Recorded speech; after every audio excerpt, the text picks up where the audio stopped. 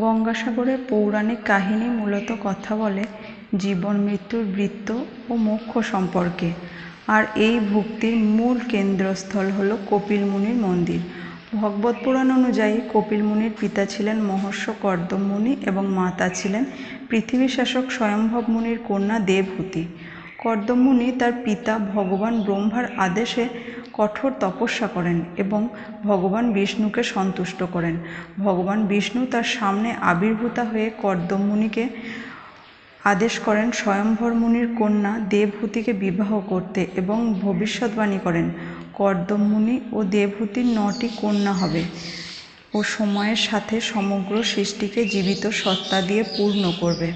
এছাড়াও ভগবান বিষ্ণু জানান তিনি নিজে অবতার রূপে কর্দম মুনি ও দেবহূতির সন্তান হয়ে জন্মগ্রহণ করবেন এবং সমগ্র বিশ্বকে সংখ্যা দর্শন প্রদান করবেন। কপিল মুনি প্রথম জীবনে বেদের অগাধ জ্ঞান অর্জন করেন এবং সংখ্যা দর্শনকে সারা বিশ্বে প্রসিদ্ধ করেন। যজ্ঞের অশ্ব খুঁজে না পেয়ে ক্রুদ্ধ সগর তার 60,000 পুত্রকে পাঠান নিখোঁজ ঘোড়াটির সন্ধানে। পথে সব কিছু ধ্বংস করতে করতে যখন সগর পুত্ররা কপিল মুনির আশ্রমে পৌঁছান তখন খুঁজে পান ঘোড়াটিকে এবং দেখেন কপিল মুনি ধ্যানরত। সগরপুত্ররা অশ্বটিকে খুঁজে পেলেও কপিল মুনির ধ্যান ভঙ্গ করে তাকে অপমান করেন। ক্রুদ্ধ মুনি চোখ খুলে সগরের 60,000 পুত্রকে ভস্ম করে তাদের আত্মা পাঠিয়ে দেন নরকে। বহু বছর পর সগরের বংশধর অংশুমান কপিল মুনির আশ্রমে পৌঁছে যজ্ঞের অশ্বটিকে খুঁজে পান এবং কপিল মুনিকে তুষ্ট করার জন্য তপস্যা করেন।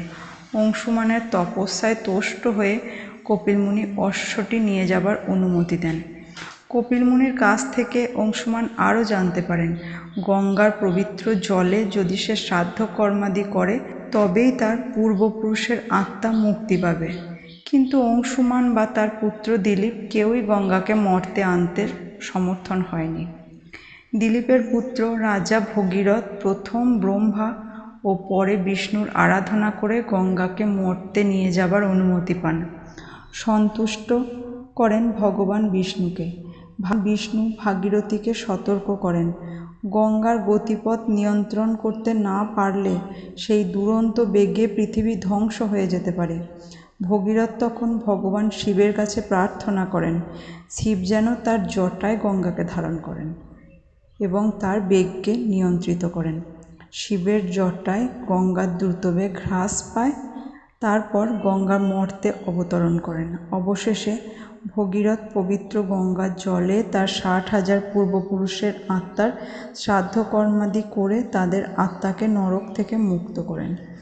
রাজা ভগীরথের নাম অনুসারে তাই গঙ্গার নাম ভাগীরথী এবং রাজা সগরের নাম অনুসারে সমুদ্রের নাম হয় সাগর।